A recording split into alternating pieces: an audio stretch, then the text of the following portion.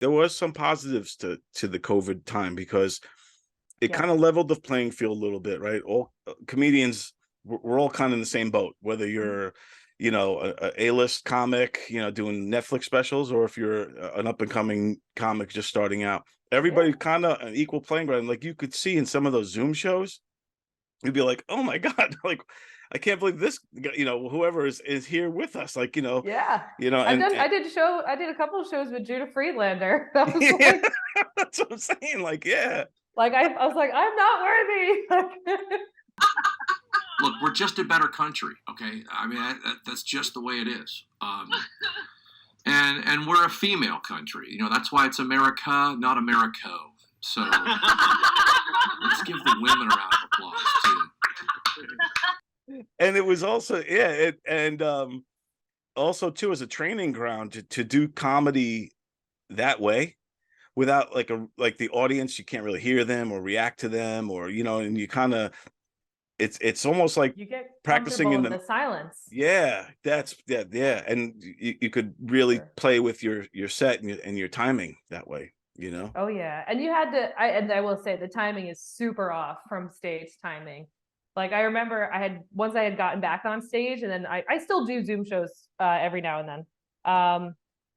But I remember going back and like being like, oh right, I have to give lag time because there's this blip that is complete silence that is painful, but like something's coming, and wait for it to come, and then you can move on. Like right. it is slower. So like my 7 minutes on stage is just much longer online.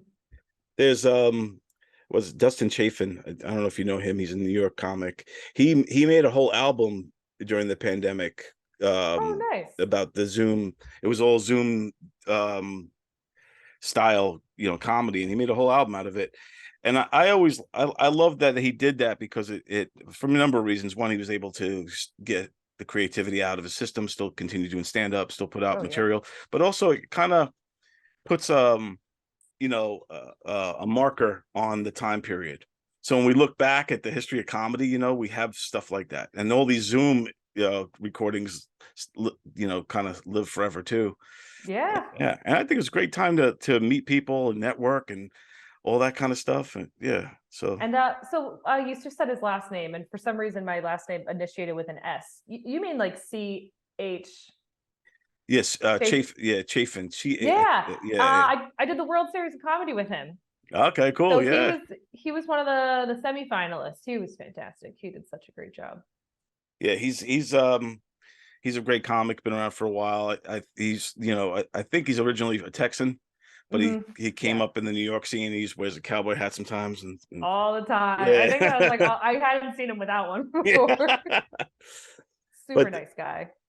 So and then didn't Maria Ledford also? She did like a couch special. Oh yeah. It just seemed like a great idea. Once I heard there's a comedy open mic, I was like, well, I think I would like to attend that.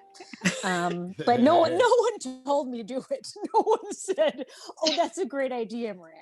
A lot of like comics like that, which and podcasts, everybody all of a sudden, podcasts were breaking out. And what was cool is that comedians were finding different outlets to get the creativity out, to still be funny, to still write jokes, but finding new ways to do it. And thank God for Zoom. Imagine if Zoom didn't.